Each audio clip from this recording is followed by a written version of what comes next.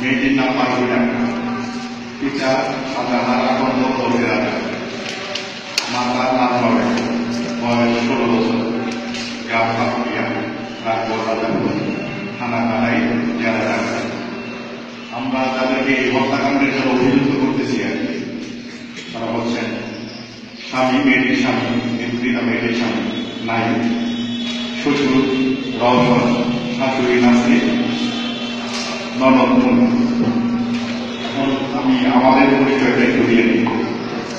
যে মেয়েটা ভুল হয়েছে, আমরা সেই গ্রামের তরুণ সমাজের পক্ষ থেকে আমাদের আজকের সাংবাদিক সম্মেলনের আয়োজন করা হয়েছে। তো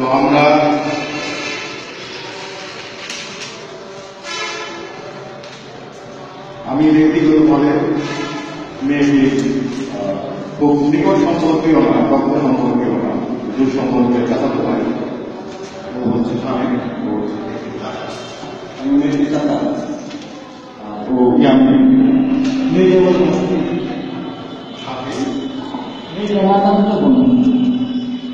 সুজন। আমি এখন আমাদের যে সংবাদ সম্মেলনে আমাদের যে বক্তব্য সেটি করে আমাদের প্ল্যান এবং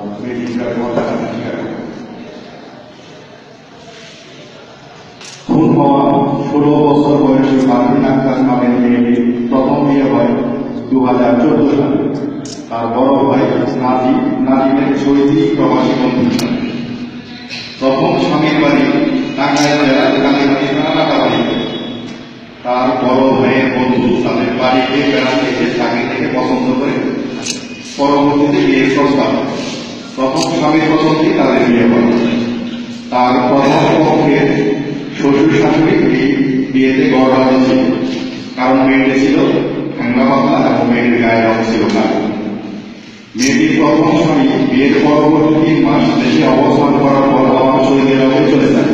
আর সাথে সাথে মেয়েটির বয়সের হয় শারীরিক এবং মানসিক নির্যাতন। সময়ের সাথে সাথে বেড়ে চলে এই নির্যাতনের মাত্রা।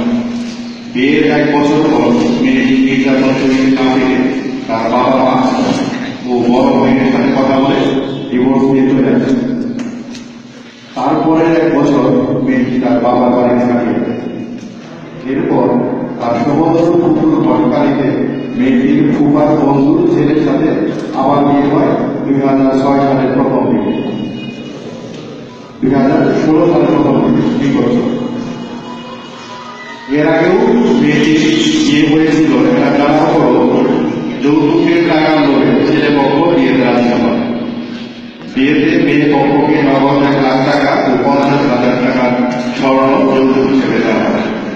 মেয়েটির স্বামী রাজমিস্ত্রির কাজ করে জীবিকা নির্বাহ করে। ছেলেটির বয়স 24 বছর। মেয়েটির দ্বিতীয় বিয়ের ধুমধাম করে সম্পন্ন হয়। এই দ্বিতীয় বিয়ের 2-3 মাস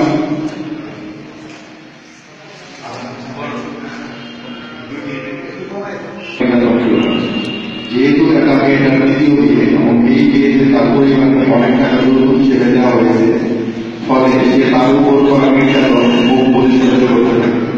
মেয়েটি যতই সহ্য করতে থাকে পাল্লা দিয়ে বাড়াতে থাকে নির্যাতনের মাত্রা। মেয়েটি খুন হওয়ার আগে শেষ তার বাবা বাড়িতে আসে বিগত অক্টোবরের 17 তারিখ 25 তারিখে তার বাবা তাকে তার শ্বশুর বাড়িতে পৌঁছে দিয়েছে। 25 তারিখ রাতে মেয়েটির স্বামী নাই তাকে মারধর করে, মেয়েটির গালে এমনভাবে চড়াবার খাইয়ে মেয়েটির নাক থেকে তার নাকপুর খসে পড়ে যায়। মেয়েটি মাকে রাগে ক্ষোভে বাস খাওয়া বন্ধ করে দেয়। 27 তারিখ সকালবেলা তার শ্বশুর বাড়ির পাশে ফুফুর শ্বশুর বাড়িতে ধান শুকাতে যাবে। বেলা প্রায় 9টার দিকে মেয়েটির নরকবন্দি তাকে সেখান থেকে ডেকে নিয়ে আসে। পৌঁছার সাথে সাথে স্বামীর সাথে মেয়েটির কথা কাটাকাটি হয়। এক পর্যায়ে স্বামী তাকে মারধর করতে শুরু করে, মার ধরে তার ননদ ও শ্বশুর শাশুড়ি চলে যায়। এই ননদের শোনা যায় এই ননদের সবচেয়ে বেশি নির্যাতন করে। যাবো কয়েকদিন ধরে না খাওয়া পারবে মার ধরে পর্যায়ে মারা যায়।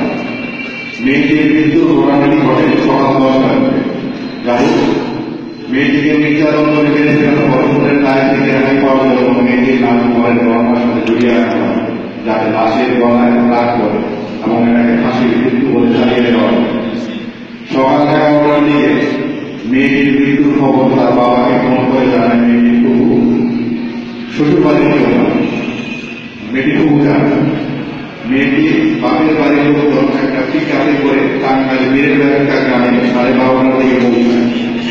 সেখানে গিয়ে মেয়েটির লাশ তার বিছানায় শোয়ানো অবস্থায় দেখতে পায়। তারা লাশের বিভিন্ন জায়গায় দেখতে পায় মারণ করেছিল। মেয়েটির বাপের বাড়ির লোকজন মেয়েটির শ্বশুর বাড়ির লোকজনকে ফাঁসির দড়ি দেখাতে বললে তাদেরকে জানানো হয় মেয়েটি ফাঁসি দিয়েছে, তার গলার বর্ণ হয়েছে।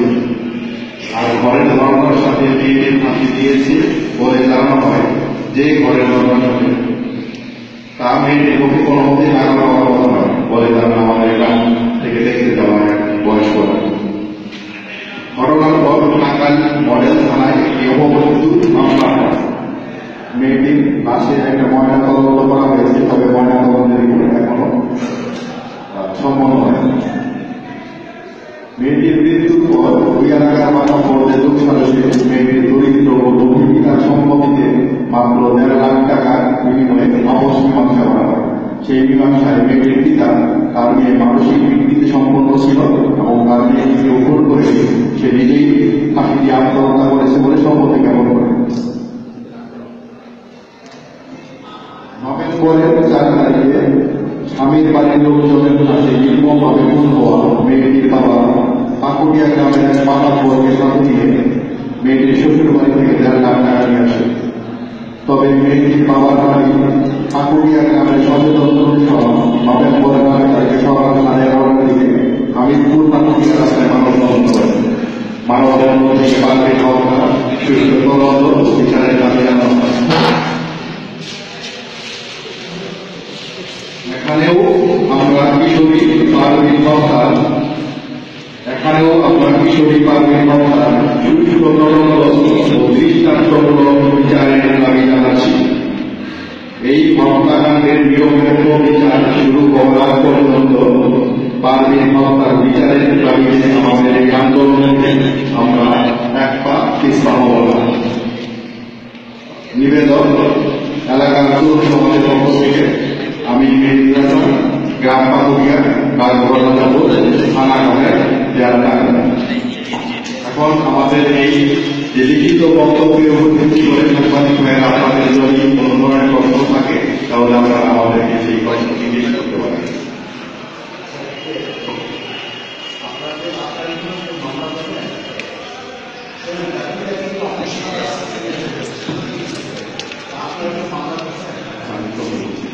তো আমরা এর আগে একবার মহিলা সংস্থায় কথা বলছি টাঙ্গাইল, তো ওরা তখন আশ্বাস দিচ্ছে যে মানে কেউ পারি না বলে ময়নাতদন্ত রিপোর্ট আসার সাথে সাথে ওনারা একটা মামলা দায়ের করে। সেই ময়নাতদন্ত রিপোর্ট যে ফাঁসির হত্যাকাণ্ড আসলেও সেই খুনের পরবর্তী দাবিতে বিচারের দাবিতে মামলা করবে। যদি কোন হয় তাহলে সেই খুনের বিচারের দাবিতে মামলা করবে।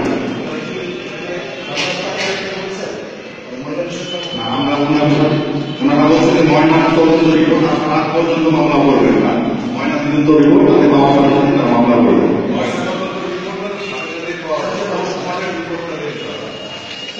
ওইটা হচ্ছে সুরত আনবে খুব সম্পূর্ণ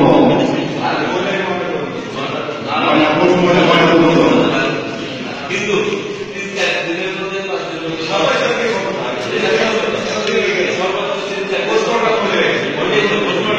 পোস্টমর্টম হচ্ছে কিন্তু পোস্টমর্টম রিপোর্ট কোনো আসে নাই। আপনার যদি এটা না করেন মামলা না করেন তাহলে কিন্তু আত্মসমর্পণ দিচ্ছে সেটা নিয়ে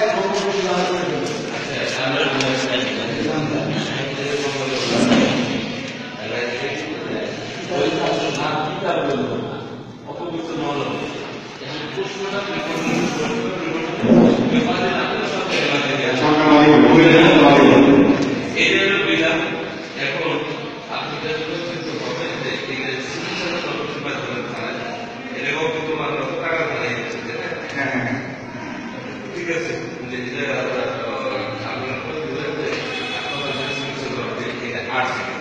অনেক সময় দেখা ছিল এই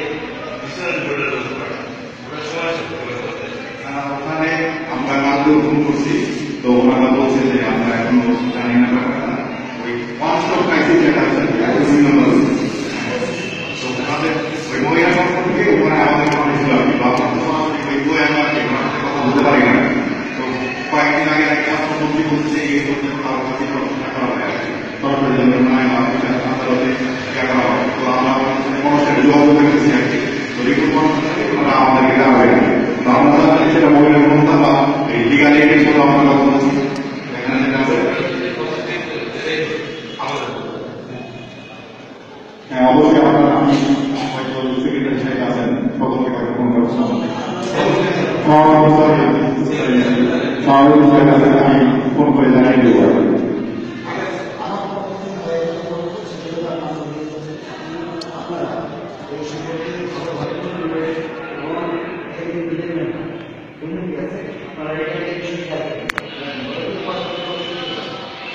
সেটা আমরা ওই সম্পর্কে গেছিলাম ওই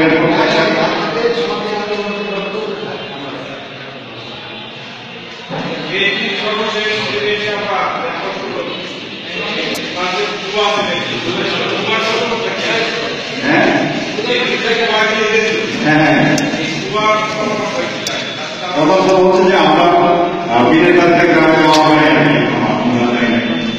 তো এই যে মেয়ের বাবা যে 1.5 লাখ টাকা দিয়ে আহত হয়েছে সে তো 1.5 লাখ টাকা নিয়েছে সেটা স্পষ্ট, কিন্তু বলতেছে যে মেয়েটির ঘুম নাকি তাকে ঘুমকে দিচ্ছে যে এইটা যদি তারা না করে তাহলে নাকি এই মেয়েটির উপরে রাস্তা দিয়ে শুরু হবে। এইটা হচ্ছে মেয়েটির বাবার কথা।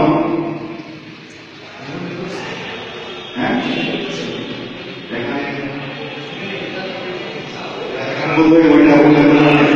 সেটা বাবা মেয়ের বাবার বক্তব্য, মূল বক্তব্য হচ্ছে 1.5 লাখ টাকা দিয়ে আমি